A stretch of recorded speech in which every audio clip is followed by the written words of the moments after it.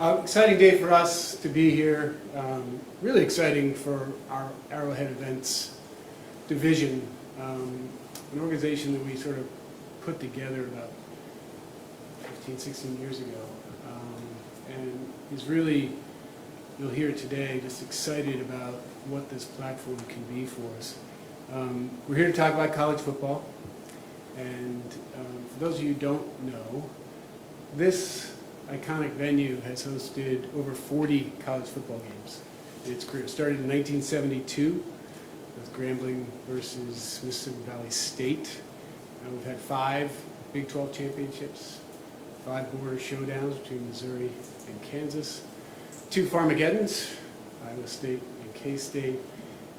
Recently had the opportunity to help our friends out in Lawrence, and while they're going through their stadium construction, host 4 of their home games. So it's a big part of our business, and when you think about our founder, Lamar, he always looked at Arrowhead as going to be the mecca of football and the mecca of events, and this is an area of the business that we're continuing trying to grow. We take a lot of pride in sharing this experience with fans. And college football, and the games of college football, give us the opportunity to share the experience with coaches, players, student athletes, fans, family, and they to experience Arrowhead at its best. And that's something that we're excited to continue. As you all know, college football is changing. It's evolving. And the leadership of our Arrowhead Events business, Matt Kenny, Jeremy Slavens, and in this case, Tyler Kirby, really put their heads together and said, how can we evolve with it? So as the game is evolving, we are evolving as well. And that's one of the reasons we're here today with 2 big announcements. The first you're already aware of, which is the folks from the Big 12 and the University of Cincinnati, and the folks from the Big 10, the University of Nebraska, will be playing here at Arrowhead on August 28th, broadcast live on ESPN. So we're excited about that platform. When I talk about platform, about creating new opportunities, the next announcement is a great example of what this can be, and that is creating partnerships. And we're excited to announce today that Battle Sports will be the title sponsor of the Kansas City Classic, which will be the name of this platform as we go forward. As we continue to grow on this, we'll continue to host more and more Kansas City Classics. That is the goal that we have. I would say this about Battle Sports, and then I'll bring up Tony Schrager to talk specifically. From our very first meeting with the folks from Battle, we were really impressed with their innovation, their aggressiveness, their growth mindset, and almost their joy in being disruptors in the space. And they're exactly the kind of partner that we wanted to have as we launch this platform. It also helps that we share some goals, and that is to continue to create opportunities for youth players and coaches, and through that, grow the game and grow participation in all forms of the game. It helps as well that they're based in Omaha, right in the heart of Chiefs Kingdom, so it's great to partner with a local regional company. We're excited about what this growth can be. To give you a little bit of a taste for the Battle Sports brand, as I bring Tony Schrager up to make some comments, we're going to play a quick video so you guys can get a feel for that.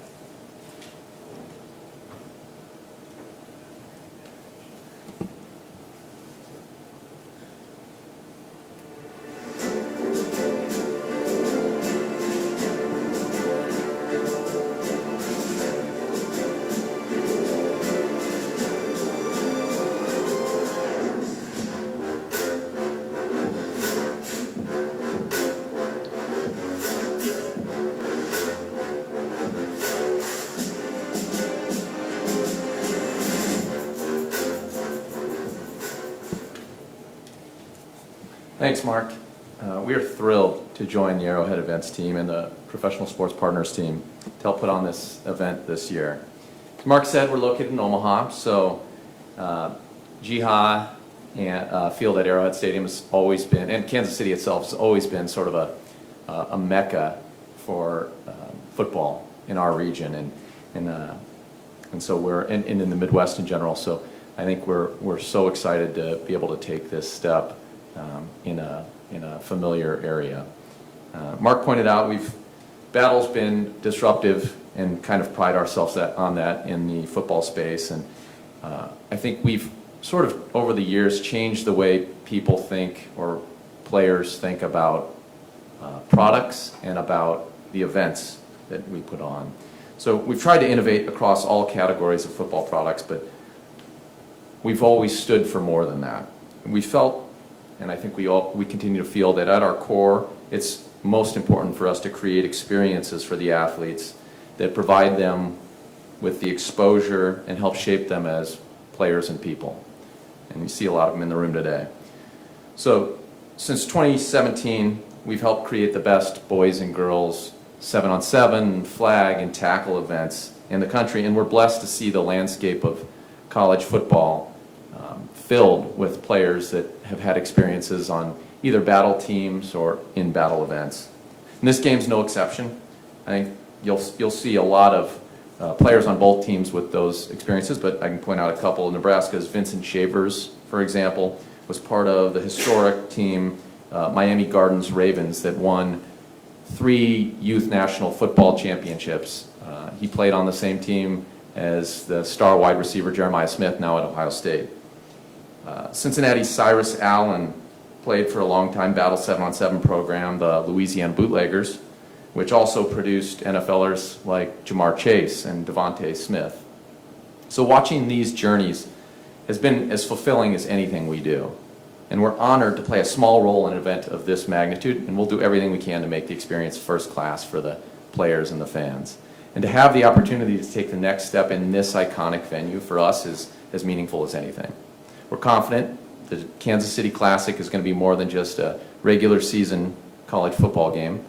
The opportunity we see that these student athletes have to play on the same field as some of their idols should create a memory that they take with them through their careers and lives. So we're honored to share the responsibility and thank Arrowhead Events team for trusting us as partners. So thank you. We're looking forward to it. Thanks.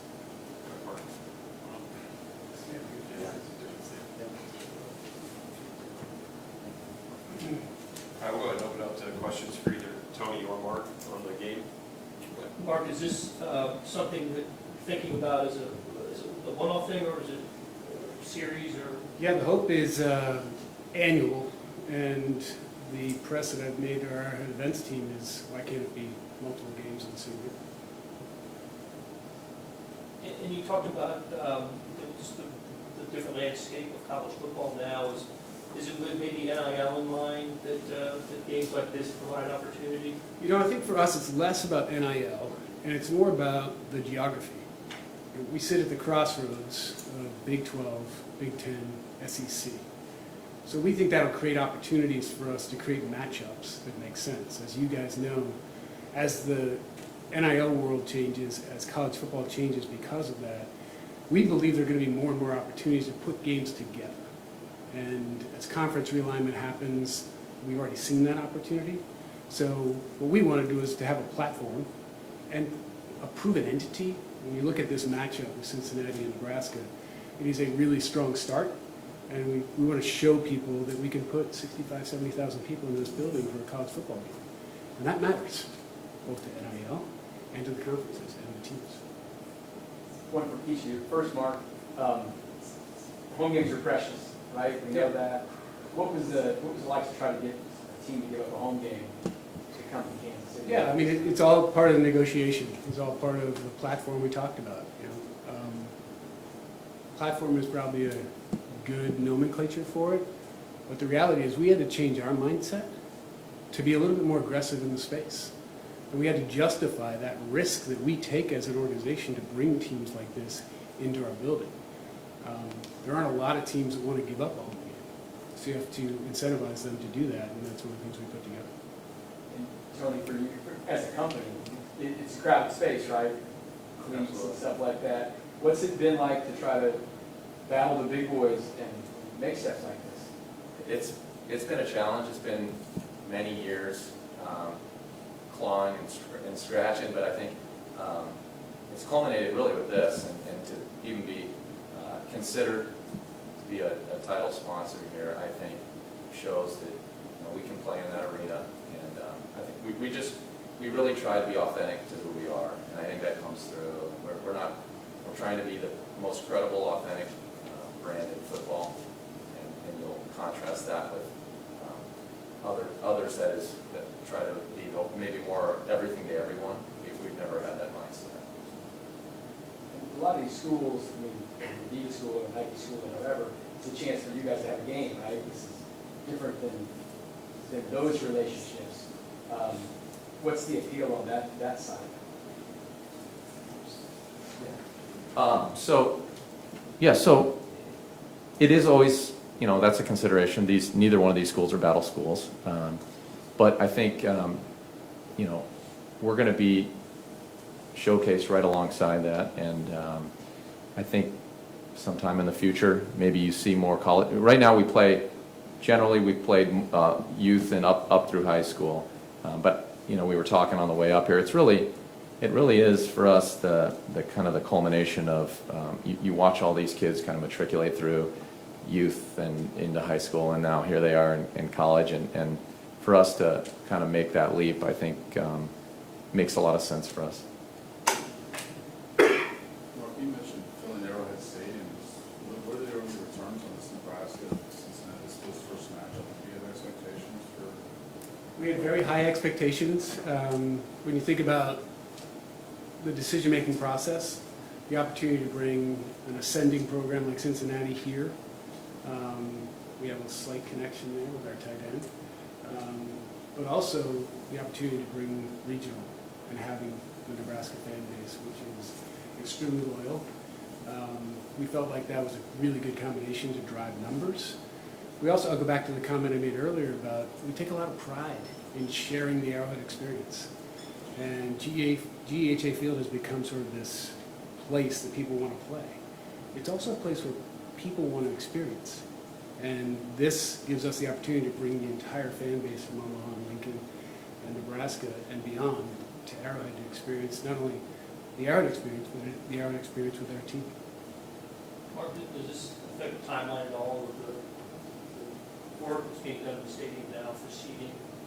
So the good news is, and I'm sure we can take you out so you can see it, but we are very much on schedule, very much on budget, and really, I'll say personally, the project has exceeded my expectations. When you go into that project, we're talking World Cup now and seating, you're trying to take 10 rows out of the stadium and do it effectively and do it efficiently. And Clark Hunt is constantly ringing in my ear that when we first looked at this, he said, every single one of our fans who sit in a seat in those 10 rows are going to sit in that seat for every single Chiefs game. And we've been able to pull that off. And if you go and look at the stadium today, I think our fans are going to be excited about it. Mark, you mentioned about, growing this to be future games each year. Mm-hmm. Will there still be that regional focus of having a regional opponent, or do you envision this growing beyond that to having national? So yes and yes. There are advantages, as I mentioned, to having regional opponents from a ticket selling standpoint, from a crowd standpoint. But I think if we're going to establish the platform, we're going to have to be aggressive. We're going to have to look at what teams make sense to bring into this community. And I think as the game evolves, as college football evolves, you're going to see bigger and bigger matchups look to do things like this. What did you learn from last year with the experience of having Kansas games here, having both college games, and how that worked with the Chiefs schedule and being able to protect the field and turn things around? Yeah, it's a huge challenge for our turf team. Our priority, number one, is to provide a safe playing surface for everybody who plays on it. Number two is to make sure that when Chiefs games happen, there are no issues that are caused by having college games. We're fortunate that we have some of the best in the business who do that. They give us some good, efficient views of exactly what can and can't be done. It does take investment. You're replacing turf more often because of that, and that's a cost on our organization, but that goes back into the business decision. Okay, do we want to take that risk versus the opportunity? And I think the probably unspoken opportunity is the ability to continue to build the brand, not only of the Chiefs, but of Kansas City, as a place to host. when you think about all of Nebraska and all of Cincinnati coming for that game at the end of August, that has a massive impact on this region. You know, there are a lot of hotel companies that are very happy that this game is on the schedule. Power and Light's very happy that you can schedule around this, and that's part of the role that we play in this community. Mark, you've spoken a bit about enthusiasm for flag football coming in, and Yeah. it sounds like Battle Sports obviously is pretty invested in that. Is that any element of this partnership, or? You know, it's a huge added bonus, because I would say that flag football for the NFL and for our organization specifically is a high priority pillar for us. We believe that the game is going to continue to grow through the participation in flag, and obviously with the Olympics, we think it's going to accelerate even more. So we want to be on the forefront of that. We want to develop players, we want to create opportunities for them. These guys do an amazing job with tournaments and elite championships. We want to learn from that. We want to partner with them on that and continue to grow the game, because we believe that it grows the game, the NFL game, but also grows our brand and being a big part of that. And tell me just on your own thoughts on the growth of flag. I mean, obviously the space is, I think, growing pretty steadily and not astronomically right now. Yeah, not only boys flag, but we see girls as well. And it's been an initiative internally for us for the last few years to really start to activate more in that area. It's the fastest growing segment. For a while, we were really known as more of a 7-on-7 brand, and we were really the leader in 7-on-7. But you know, I think we all expect flag. Flag is huge participation and huge growth, so very important. Anything else from our media? All good. All right, Tony, Mark, thank you. So for cameras, media, I'll grab you guys first, and we'll head across the hall.